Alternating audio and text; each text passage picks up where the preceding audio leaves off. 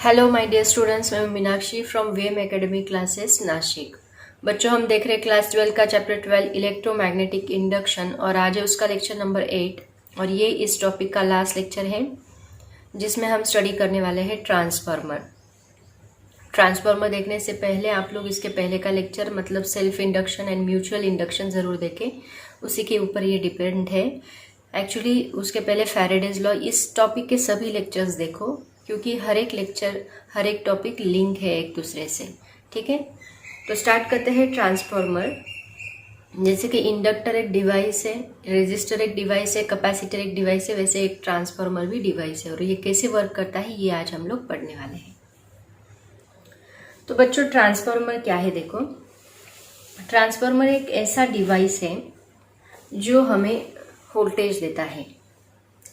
तो किस टाइप का वोल्टेज देता है? एक्चुअली वोल्टेज देता है ऐसे हम लोग बोल नहीं सकते, वोल्टेज ट्रांसफॉर्म करता है ऐसे हम लोग बोल सकते हैं। क्योंकि देखो, हमारे घर में कुछ अप्लायंसेस ऐसे होते हैं जिनको बहुत ही लो वोल्टेज लगता है, राइट ना? कुछ अप्लायंसेस है उनको लो वोल्टेज लगता है, मतलब कोई कोई इंस्ट्रूमेंट है जो 5 वोल्ट पे चलते हैं, 20 वोल्ट पे चलते हैं। हमारे घर में आने वाला वोल्टेज कितना है? 230 वोल्ट है, लेकिन एक्चुअल में ये 230 वोल्ट नहीं है, ये इससे भी ज़्यादा है। उसको हम लोग कम वोल्टेज पे कन्वर्ट करके फिर यूज़ करते हैं, ट्रांसफॉर्म करके फिर यूज़ करते हैं। और कुछ इंस्ट्रूमेंट ऐसे होते हैं जिनको बहुत ही हाई वोल्टेज लगता है। तो ऐसे इंस्ट्रूमेंट को, मतलब कोई इंस्ट्रूमेंट है उसको लो वोल्टेज, कोई इंस्ट्रूमेंट, तो वोल्टेज थोड़ी ना अपने हिसाब से चेंज होने वाला है। उसको अगर हमें लो में कन्वर्ट करना है, उसको अगर हमें लो में ट्रांसफॉर्म करना है, तो हम लोग क्या यूज़ करते हैं? ट्रांसफार्मर यूज़ करते हैं। मतलब ट्रांसफार्मर एक ऐसा डिवाइस है, device which transform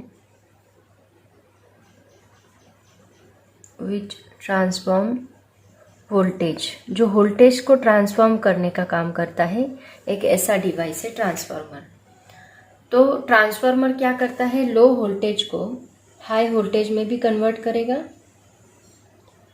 it converts low voltage into high voltage also and it converts high voltage into low voltage also. तो जो डिवाइस, जो ट्रांसफार्मर लो वोल्टेज को हाई वोल्टेज में कन्वर्ट करने का काम करेगा, मतलब वोल्टेज को वो अप कर रहा है, तो ऐसे ट्रांसफार्मर को हम लोग बोलते हैं step up transformer. Step up transformer. And जो डिवाइस हाई को लो कर रहा है, मतलब वो डाउन कर रहा है वोल्टेज को, तो तो उसको हम कहते हैं स्टेप डाउन ट्रांसफार्मर। तो ऐसे दो टाइप्स होते हैं ट्रांसफार्मर के, एक स्टेप अप ट्रांसफार्मर एंड दूसरा स्टेप डाउन ट्रांसफार्मर। समझ में आए? ट्रांसफार्मर क्या है? एक डिवाइस है विच ट्रांसफॉर्म द वोल्टेज। कहाँ कैसे ट्रांसफॉर्म करता है? लो वोल्टेज को हाई वोल्टेज में भी ट्रांसफॉर्म करता है, हाई वोल्टेज को लो वोल्टेज में भी ट्रांसफॉर्म करता है। जो ट्रांसफार्मर लो को हाई में कन्वर्ट करता है उसको हम स्टेप अप ट्रांसफार्मर बोलते हैं, और जो हाई को लो में कन्वर्ट करता है उसको हम स्टेप डाउन ट्रांसफार्मर बोलते हैं। ठीक है, तो पहले व्हाट इज ट्रांसफार्मर, ये क्वेश्चन आपको बहुत बार बोर्ड में पूछा जाता है, उसकी डेफिनेशन लिखते हैं एंड देन ये कौन से प्रिंसिपल पे वर्क करता है वो भी मैं आपको बताती हूँ। ठीक है, पहले इतना बेसिक सब नोट डाउन करते चलो, जो मैं बोर्ड पे लिखती हूँ उसको खुद की नोट्स बनाते चलो ताकि आपको और इजी लगेगा। तो बच्चों व्हाट इज ट्रांसफार्मर, ये क्वेश्चन आपको पूछा जाता है तो उसमें आप क्या लिखोगे? जो मैंने आपको बताया, जो हाई को लो में कन्वर्ट करता है। Transformer is an electrical device which converts low alternating voltage at high current to high alternating voltage at low current. अभी आपको क्वेश्चन अराइज हुआ होगा कि यहाँ लो अल्टरनेटिंग वोल्टेज बोल रहे हैं और हाई करंट बोल रहे हैं। लो अल्टरनेटिंग वोल्टेज पे हाई करंट कैसे होगा एंड हाई अल्टरनेटिंग वोल्टेज पे लो करंट कैसे होगा? अगर हाई वोल्टेज है तो हाई ही करंट होना चाहिए, लो वोल्टेज है तो लो ही करंट होना चाहिए। तो ऐसे कैसे होता है वो भी हम लोग जरूर देखेंगे। ठीक है, तो बट आप डेफिनेशन ऐसे ही लिखो, transformer is an electrical device which converts low alternating voltage at high current to high alternating voltage at low current and vice versa. Okay, उसके बाद देखते हैं कि ये कौन से प्रिंसिपल पे काम करता है। तो बच्चों ये कौन से प्रिंसिपल के काम करता है? It works on the principle of mutual induction।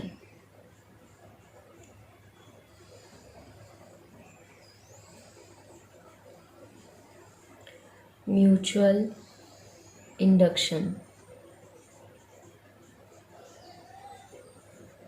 Okay, mutual induction के ऊपर ये काम करता है। मतलब म्यूचुअल इंडक्शन में हमने क्या देखा था कि दो कॉइल्स होती हैं, ये दोनों कॉइल्स क्या करती है? एक कॉइल फ्लक्स प्रोड्यूस करती है, वो फ्लक्स दूसरी कॉइल को मिलता है, वो उसकी वजह से, मतलब यहाँ पे एक्चुअली हम लोग बैटरी कनेक्ट करते हैं, मतलब अल्टरनेटिंग करंट देते हैं, करंट चेंज करते हैं। तो करंट चेंज होने की वजह से इसमें मैग्नेटिक फील्ड प्रोड्यूस होती है। मैग्नेटिक फील्ड प्रोड्यूस होने के बाद वो फ्लक्स प्रोड्यूस करती है। फ्लक्स प्रोड्यूस होने के बाद वो फ्लक्स इसको लिंक करते हैं, इसको लिंक होने के बाद ये दूसरी कॉइल में भी ईएमएफ इंड्यूस्ड होता है। ये हमने स्टडी किया था। दैट मीन्स ये किसका? इसमें दो कॉइल्स है। वैसे यहाँ पे ट्रांसफार्मर में भी हम लोग दो कॉइल यूज करने वाले हैं और एक कॉइल के फ्लक्स की वजह से दूसरे कॉइल में ईएमएफ इंड्यूस्ड होगा according to Faraday's law, right? तो इस तरह ये वर्क करेगा। तो ऐसे ही हम लोग स्टडी करेंगे, देखते हैं कैसे वर्क करता है। तो बच्चों सबसे पहले देखते हैं इसका कंस्ट्रक्शन कैसे होता है। तो देखो यहाँ पे दो कॉइल्स हैं। एक्चुअली ये बीच में एक सॉफ्ट आयन कोर होता है। ये कोर का काम क्या है? एक्चुअली जितना फ्लक्स इसमें प्रोड्यूस होगा वो सभी फ्लक्स को इस कॉइल की तरफ भेजना, इस कॉइल की तरफ सेंड करना, ये इसका काम है सॉफ्ट आयन कोर का। सॉफ्ट आयन कोर की वजह से यहाँ पे फ्लक्स जो है वो वेस्ट नहीं होता, पूरा के पूरा फ्लक्स यूटिलाइज होता है। एक्चुअली थोड़ा बहुत वेस्ट होगा ही, बट आइडियल केस में हम लोग ये मान के चलते हैं कि यहाँ से निकलने वाला सभी के सभी फ्लक्स इसके थ्रू आयन कोर के थ्रू वो हमें सेकेंडरी कॉइल में मिलेगा। ठीक है, सेकेंडरी कॉइल को लिंक होगा। तो क्या होता है देखो, यहाँ पे ये सॉफ्ट आयन कोर है। इस सॉफ्ट आयन कोर की एक साइड में हम लोग एक कॉइल लगाते हैं, दूसरी साइड में एक कॉइल लगाते हैं। इस कॉइल को कहा जाता है प्राइमरी कॉइल। जैसे म्यूचुअल इंडक्शन में था वैसे ही इस कॉइल को कहा जाता है सेकेंडरी कॉइल। इस कॉइल को हम लोग एक इनपुट ऐसी वोल्टेज देंगे, उसकी वजह से करंट चेंज होगा। करंट चेंज होने के बाद इसमें से फ्लक्स प्रोड्यूस होगा, मतलब मैग्नेटिक फील्ड जनरेट होगी। मैग्नेटिक फील्ड की वजह से फ्लक्स प्रोड्यूस होगा। वो फ्लक्स इसको लिंक करेगा। उसको लिंक करने के बाद इसमें ईएमएफ इंड्यूस्ड होगा, मतलब इसमें करंट जनरेट होगा। करंट जनरेट करने के बाद ये जो लोड रेजिस्टेंस है जिसके लिए हम लोग उस करंट को यूटिलाइज करेंगे, लोड मतलब कौन सा भी इक्विपमेंट, कौन सा भी डिवाइस जिसको हम उसको यूटिलाइज करने वाले हैं, तो इसको हम लोग आउटपुट वोल्टेज कहते हैं, इसको हम लोग इनपुट वोल्टेज कहते हैं। तो ये हुआ कंस्ट्रक्शन। अब यहाँ पे अगर आपको इसका सिंबल पूछा तो सिंबल हम कैसे ड्रॉ करते हैं इसका, एक कॉइल दिखाते हैं,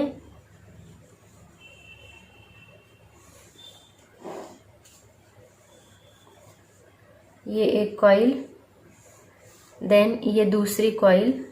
अगर आपको कभी भी ट्रांसफार्मर का ऐसा सिंबल दिखे तो समझ जाना है वहाँ पे क्या है, एक ट्रांसफार्मर है। ये प्राइमरी कॉइल या सेकेंडरी कॉइल, इन दोनों के बीच में ऐसे कोर दिखाते हैं, दो लाइंस, इसको कहा जाता है कोर। डायग्राम बहुत ही गंदी बनाई है बट समझ लो, ये फर्स्ट कॉइल है, ये सेकेंड कॉइल है, दोनों के बीच में दो लाइंस ड्रॉ करो, उसको हम कहेंगे कोर। ओके, तो एक्चुअल में इसका कंस्ट्रक्शन ऐसा है बट सिंबॉलिकल फॉर्म में उसको ऐसा दिखाते हैं। अब देखते हैं इसका वर्किंग कैसे होता है।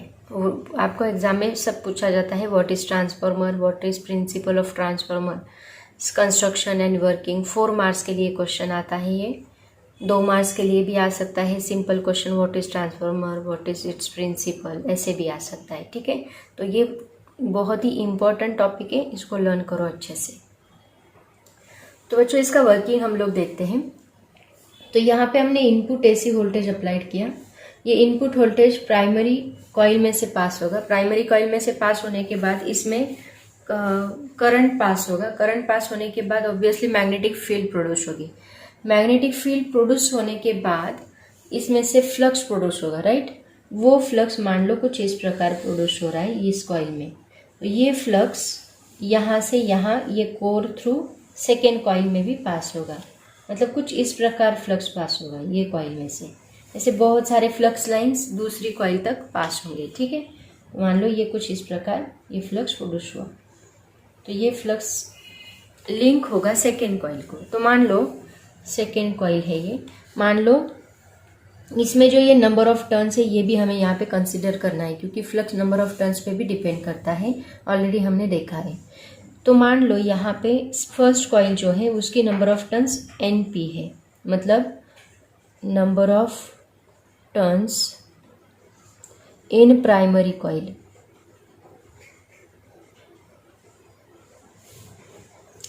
and NS are the number of turns in secondary coil.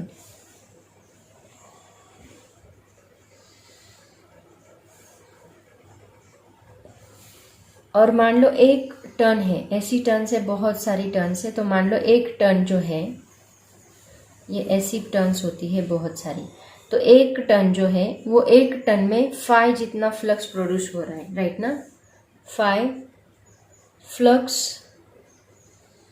पर यूनिट टर्न। ओके, तो अगर ये फाई जितना फ्लक्स यहाँ पे प्रोड्यूस हो रहा है तो मुझे बताओ प्राइमरी कॉइल में टोटल फ्लक्स कितना प्रोड्यूस होगा, NP into 5, right. And secondary coil में टोटल फ्लक्स कितना प्रोड्यूस होगा, NP इंटू NS इंटू 5, क्योंकि नंबर ऑफ टर्न्स जितनी है उतना फ्लक्स यहाँ पे प्रोड्यूस होगा। This is the 5P and this is the 5S, total flux in the primary coil. इसमें हम बोल सकते हैं total flux in primary coil, and this one is the total flux in secondary coil. Okay, अब देखो according to Faraday's law अगर flux produce हो रहा है तो इस कॉइल में अभी क्या जनरेट होगा, EMF भी इंड्यूस्ड होगा। इसका मतलब हम बोल सकते हैं अकॉर्डिंग टू फैराडेज लॉ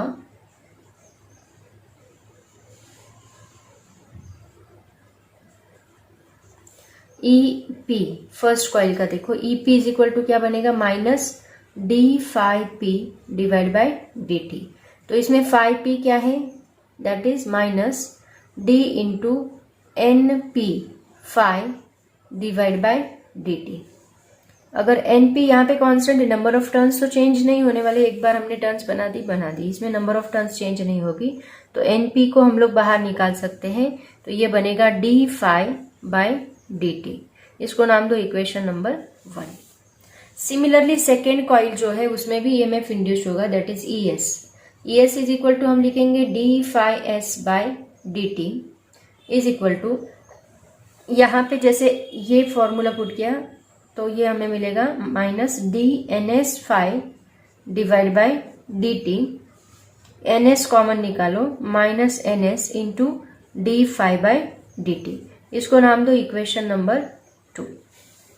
अब देखो इक्वेशन 1 एंड 2 को अगर हम डिवाइड करते हैं, इक्वेशन 2 डिवाइड बाय 1 तो हमें मिलेगा ES/EP इज इक्वल टू, इसको पुट कर दो, माइनस NS आएगा इस side, NS into d∅/dt divide by minus NP into d∅/dt।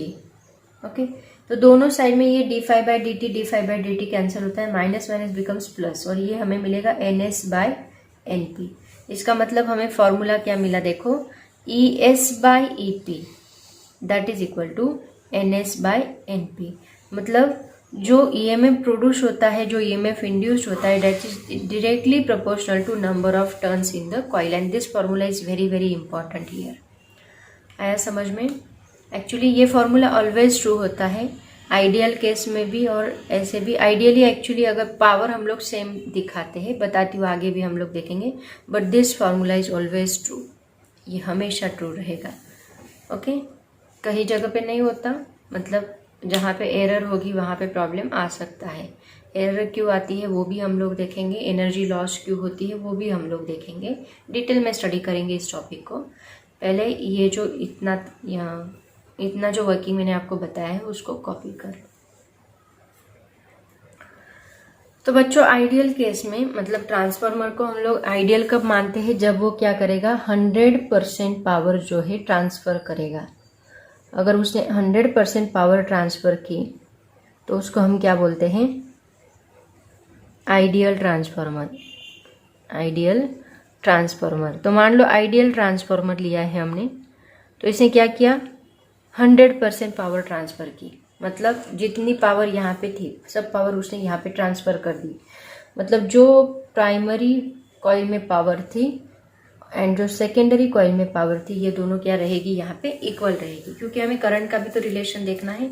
अभी बस हमने कौन सा रिलेशन देखा है उसको लिख के रखो यहाँ पे, ES/EP is equal to NS/NP, right. ये रिलेशन हमने देखा है, इसको नाम दे के रखो इक्वेशन नंबर 1। ओके, तो अभी ये दोनों की पावर, आइडियल ट्रांसफार्मर में ये दोनों पावर, मतलब उसने 100% जितनी पावर यहाँ पे थी उतनी यहाँ पे उसने ट्रांसफर कर दी, तो दोनों इक्वल रहेंगी, ठीक है। और हमें ट्रांसफार्मर के पावर का जो, मतलब पावर जो होती है इलेक्ट्रिक पावर, उसका फॉर्मूला हमें पता है, क्या होता है उसका फॉर्मूला, अगर नहीं पता होगा तो इसको लर्न कर लो। IP into EP is equal to क्या रहेगा, IS इंटू ES। अब देखो इस केस में हमें क्या करना है, ES एज इट इज रखो, EP को इधर शिफ्ट करो, तो क्या बनेगा, ये ES डिवाइड बाई EP बनेगा, क्योंकि मैंने इधर शिफ्ट किया तो ये मल्टीप्लाई उस साइड जाके डिवाइड होगा, इज इक्वल टू, यहाँ ES रखा, IS को शिफ्ट कर दो, IP को एज इट इज रखो, IP को मैंने IS को इधर शिफ्ट किया तो ये क्या बनेगा, IP ऊपर रहेगा एंड IS नीचे रहेगा। तो इससे हमें क्या पता चलता है, देखो यहाँ ES है, यहाँ नीचे IS है, और यहाँ EP है, यहाँ ऊपर IP है। इससे हमें क्या पता चलता है कि अगर EMF सेकेंडरी कॉइल का ज़्यादा है तो उसका करंट क्या होता है, कम होता है, एंड EMF अगर कम है तो करंट ज़्यादा होता है। इससे हम कंक्लूड कर सकते हैं कि EMF of the coil is inversely proportional to the current. देखो इस केस में उल्टा है, ओम्स लॉ बताता था potential difference is directly proportional to current, यहाँ पे क्या है, EMF of the coil is inversely proportional to current. ऐसा क्यों, क्योंकि यहाँ पे हमें कंजर्वेशन ऑफ एनर्जी भी तो देखना है। अगर ये एनर्जी कंजर्व करनी है तो वो एक चीज़ को बढ़ाएगा तो दूसरी चीज़ को कम करेगा, एनर्जी कंजर्व होनी चाहिए ना, तो इसलिए वो क्या करेगा, एक चीज़ को बढ़ाएगा तो एक चीज़ कम करेगा। तो अगर वो वोल्टेज बढ़ा रहा है तो करंट कम करेगा, अगर करंट बढ़ा रहा है तो वोल्टेज कम करेगा, राइट ना। सो इस केस में क्या होता है, वो इनवर्सली प्रोपोर्शनल। इसलिए वो वोल्टेज ट्रांसफार्मर में हमने देखा कि it produces low alternating current, low alternating voltage at high current and high alternating voltage at low current. तो हाई अल्टरनेटिंग वोल्टेज होगा तो करंट लो होगा, लो अल्टरनेटिंग वोल्टेज होगा तो करंट हाई होगा। ऐसे उसका मीनिंग है। ठीक है, तो अब देखो यहाँ पे क्या दिख रहा है हमें, इसको अगर हम नाम दे इक्वेशन नंबर 2, तो इक्वेशन 1 एंड 2 से हम लोग क्या कंक्लूड कर सकते हैं? From equation 1 and 2 we can conclude that ES divide by EP is equal to क्या है? NS डिवाइड बाई NP है, and is equal to also क्या है? IP डिवाइड बाई IS है। मतलब ये दोनों डायरेक्टली प्रोपोर्शनल है, बट ये जो है ये इनको इनवर्सली प्रोपोर्शनल है। तो ये जो इक्वेशन है इसके ऊपर बहुत बार न्यूमेरिकल पूछे गए हैं। This is very very important.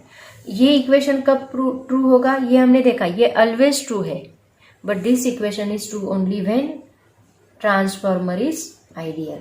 ये आइडियल केस में ट्रू होगा, but this equation is always true. आया समझ में? तो ऐसे ये ट्रांसफॉर्मर है। अब देखते हैं इसे कुछ रिलेटेड थ्योरेटिकल पार्ट, वो हम लोग स्टडी करते हैं।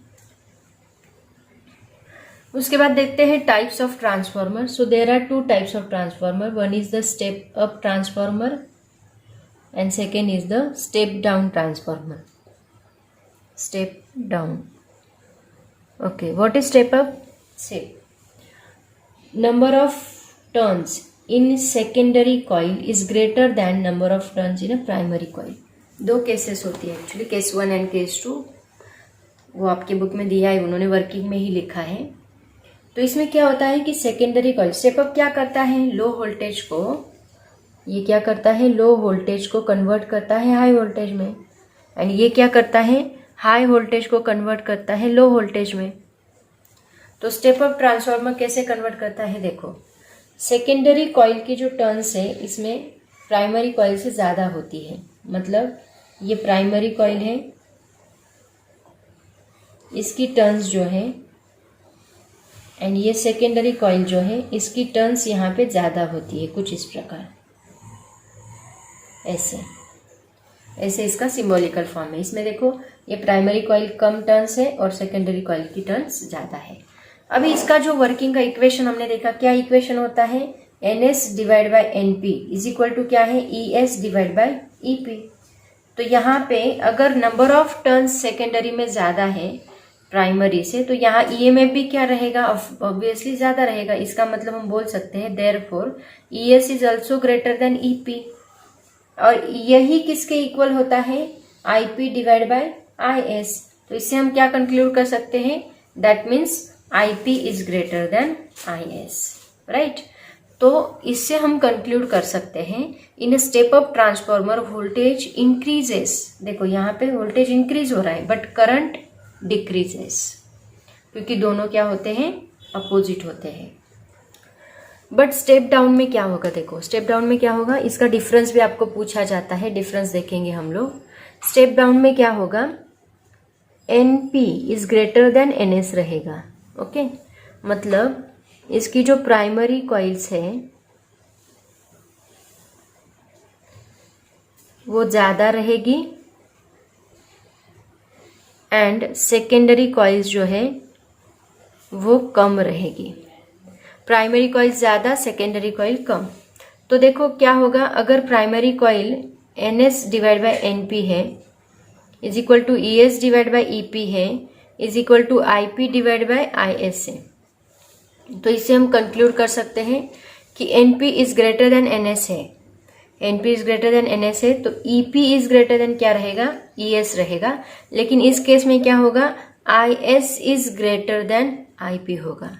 मतलब इसमें जो वोल्टेज है वो डिक्रीज होता है, वोल्टेज डिक्रीज होता है, बट करंट क्या होता है? इंक्रीज होता है, because both are inversely proportional to each other. तो इसके ऊपर अगर आपको डिफरेंस पूछा जाए तो डिफरेंस कैसे लिखोगे? देखो, पहले इसको कॉपी कर लो, फिर मैं डिफरेंस बताती हूँ। Distinguish between step up and step down transformer बहुत बार पूछा जाता है। तो देखो बच्चों, इन दोनों में डिफरेंस क्या है, डिस्टिंग्विश पूछा जाता है। तो पहला पॉइंट आप लोग लिखोगे, number of turns in a secondary transformer is greater then number of turns in a primary. इसमें आएगा number of turns in a primary is greater then number of turns in a secondary. Second point, it increases voltage, it decreases voltage, it decreases the current strength, it increases the current strength, the wire of primary is thicker than that of the secondary coil, and here the wire of the secondary coil is thicker than that of the primary coil. Fifth point आएगा ES is greater than EP, IP is greater than IS, and here ES is less than EP, IP is less than IS. Okay, तो ये था distinguish. अब इससे related और भी कुछ सवाल है वो हम लोग करते हैं। आपके नोट्स में नहीं दिए, आपके बुक में नहीं है, बट वो इम्पॉर्टेंट है, उनके ऊपर कभी कभी क्वेश्चन पूछा जाता है, मतलब एनर्जी लॉस क्यों होती है वगैरह वगैरह, वो हम लोग देखते हैं। अब देखते हैं इफिशियंसी ऑफ ट्रांसफार्मर। मतलब अभी जो हमने केस स्टडी किया वो किसके लिए स्टडी किया, that is for ideal transformer. अब मान लो कि पावर जो ट्रांसफर हो रही है प्राइमरी ट्रांसफार्मर की, that is not equal to secondary transformer, ऐसे हम लोग मान के चलते हैं। मतलब वो पूरी की पूरी पावर प्राइमरी कॉइल से सेकेंडरी कॉइल तक नहीं जा रही है, कुछ लॉस हो रहा है। तो इस केस में क्या होगा कि जो प्राइमरी कॉइल है उसकी पावर ज़्यादा रहेगी as compare to secondary coil, right ना। तो इससे हम इफिशियंसी निकाल सकते हैं। तो यहाँ पे हम क्या बोल सकते हैं कि जो इनपुट पावर है that input power is greater than the output power. Power का फॉर्मूला क्या है, that means EP IP is greater than ES IS, ऐसे हम लोग बोल सकते हैं। तो इफिशियंसी हम लोग कैसे निकालेंगे, देखो अगर हमें इफिशियंसी निकालनी है, कितना इफिशियंट है ये ट्रांसफार्मर, ये अगर हमें निकालना है तो उसका फॉर्मूला होता है output power divide by input power into 100। ये फॉर्मूला याद रखो, कभी कभी इसके ऊपर भी सवाल पूछे जाते हैं, पूछा जाता है कि इफिशियंसी निकालो। तो उस वक्त आपको क्या निकालनी, ईएस आईएस निकालना है, मतलब आउटपुट पावर निकालनी है, इनपुट पावर निकाल, दोनों को डिवाइड करो, 100 से मल्टीप्लाई कर दो, उससे आपको इफिशियंसी मिल जाएगी और ये परसेंट में होती है, ठीक है। तो ऐसे हम लोग इफिशियंसी निकालेंगे। बच्चों अब देखते हैं कि आइडियल केस में अगर ट्रांसफार्मर है तो आइडियल केस में तो एनर्जी लॉस नहीं हो रही, ऐसे हम लोग देखते हैं। बट प्रैक्टिकल केस में अगर देखा जाए तो ट्रांसफार्मर में एनर्जी लॉस होती ही है। तो वो एनर्जी लॉस क्यों होती है वो हम लोग देखेंगे। तो सबसे पहले जो देखेंगे, सबसे पहले एनर्जी लॉस किसकी वजह से होती है, that is due to flux leakage. Flux leakage मतलब देखो, लीकेज, सॉरी स्पेलिंग गलत कर दिया, फ्लक्स लीकेज, ओके। अब देखो फ्लक्स लीकेज क्या होता है, अभी ये प्राइमरी वाइंडिंग है, राइट ना, प्राइमरी वाइंडिंग है। हमने क्या किया है, इसको कोर, यहाँ ऐसे कोर कनेक्ट किया है, ये कोर है,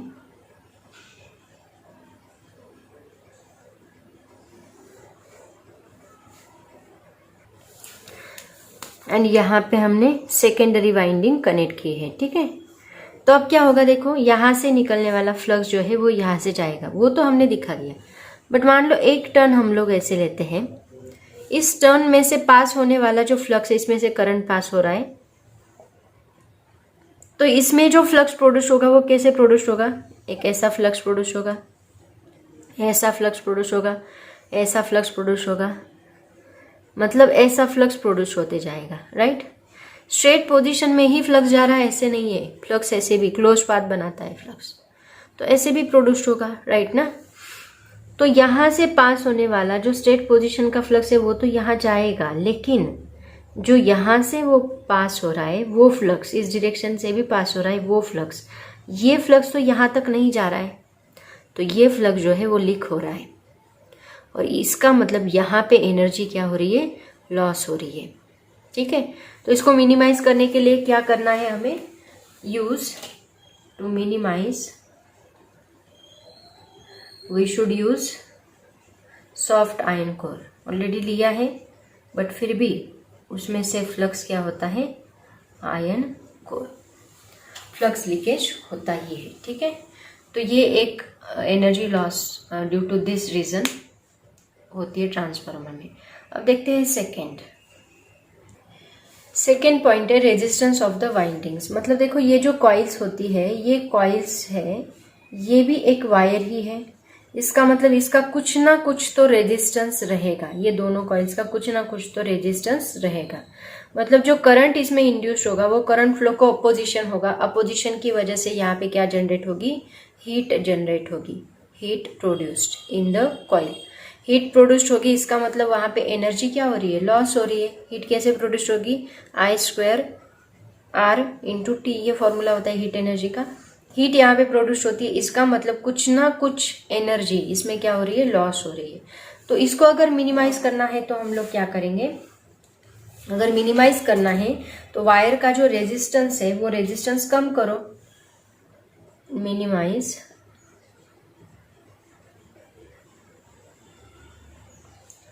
to decrease the resistance of wire.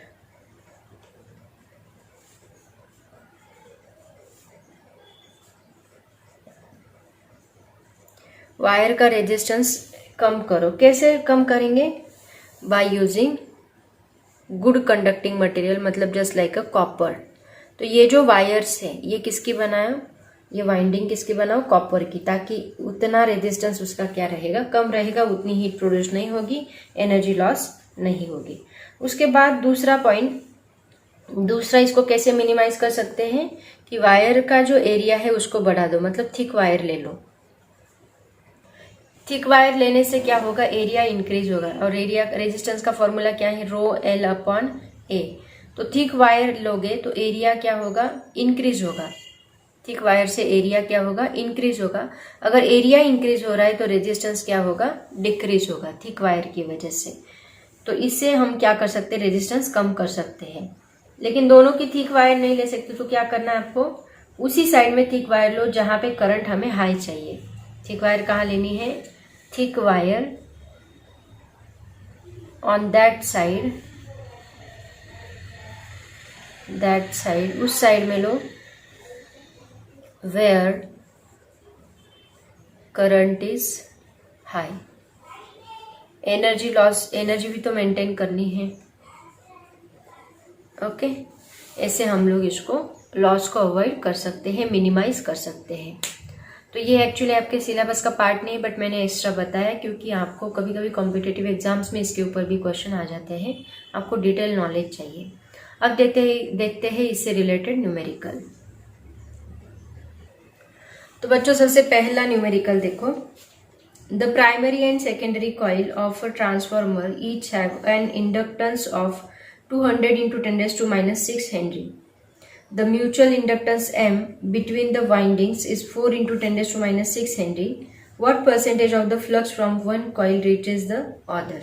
Percentage of flux transfer कितना हुआ वो निकालना है। तो उसके लिए हम लोग इफिशियंसी का ही फॉर्मूला यूज करेंगे, बट वहां पे हमने input power and output power use की थी। यहाँ पे हमें उन्होंने क्या दिया है, सेल्फ इंडक्टेंस दिया है, म्यूचुअल इंडक्टेंस। तो हम लोग क्या निकालेंगे, पहले म्यूचुअल इंडक्टेंस निकालेंगे, उसको सेल्फ इंडक्टेंस से डिवाइड करके 100 से मल्टीप्लाई करेंगे, इससे आपको परसेंटेज मिलेगा। देखो अलग अलग फॉर्मूलेज हमें न्यूमेरिकल से भी सीखने को मिलते हैं। तो देखते हैं, पहले गिवन लिख लो इस न्यूमेरिकल का।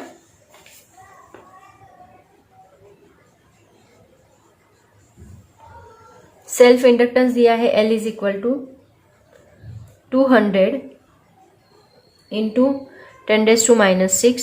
म्यूचुअल इंडक्टेंस दिया है M 4 × 10⁻⁶ हेनरी, दोनों का यूनिट हेनरी होता है। एंड परसेंटेज ऑफ फ्लक्स निकालना है, to find percentage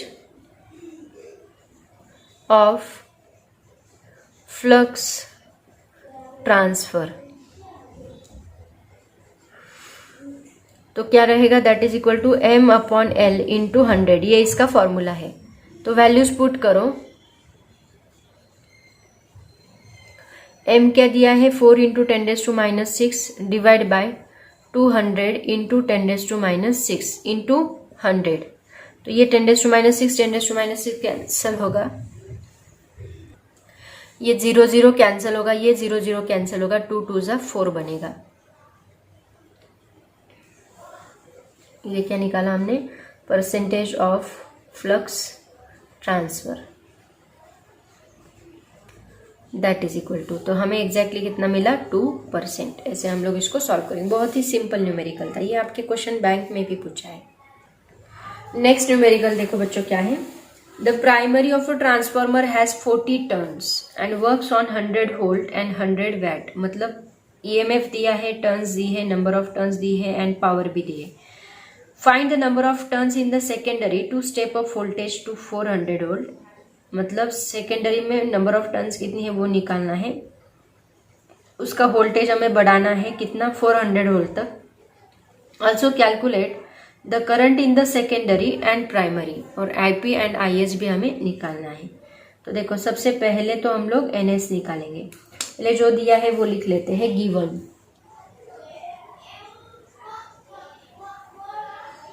NP is equal to 40, EP is equal to 100 volt, PP is equal to 100 watt and ES दिया है 400 वोल्ट। ओके, निकालना क्या है हमें, टू फाइंड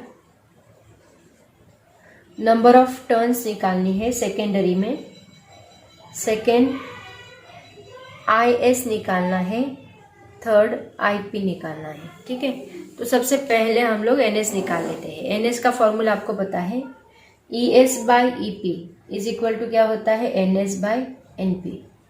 हमें एनएस निकालना है तो एनएस एज इट इज रखो, एनपी को इधर शिफ्ट करो। ES by EP into NP. ES क्या है 400 डिवाइड बाई ईपी क्या है 100 इंटू एनपी है 40। 0 0 0 0 गेट कैंसल, 4 4 जा 16, दैट इज 160। ये हमें क्या मिला, एनएस मिला। ओके, फर्स्ट आंसर मिल गया। सेकेंड देखते हैं। सेकेंड में हम लोग क्या निकालेंगे, आईएस। आईएस कैसे निकालना है देखो, हम लोग लेते हैं आइडियल ट्रांसफार्मर। आइडियल ट्रांसफार्मर में हमें पता है power of primary transformer is equal to क्या होती है, power of secondary transformer. Primary transformer का फॉर्मूला क्या है, IP into EP is equal to IS into ES. Okay, अब इसमें देखो उन्होंने प्राइमरी ऑफ फर्स्ट पावर दी है तो 100 वैट, तो ये लिखने की वैसे जरूरत नहीं है। देखते हैं निकालना क्या है हमें, आईएस। तो आईएस इज इक्वल टू क्या बनेगा, IP into EP divide by ये ईएस इस साइड जाके डिवाइड होगा। तो ये पावर ऑफ क्या है, primary transformer divide by ES. तो हमारे पास ये है पीपी कितना है 100, ईएस कितना है, ईएस 400। तो यहाँ पे 0 0 कैंसिल होता है, 0 0 कैंसिल है, 1 डिवाइड बाई 4 कितना आएगा 0.25। ओके, करंट है एम्पियर। ये हमें क्या मिला, आईएस। अब हमें निकालना है आईपी। तो आईपी का फॉर्मूला क्या बनेगा देखो, इससे आईपी का फॉर्मूला क्या बनता है, आईपी इज इक्वल टू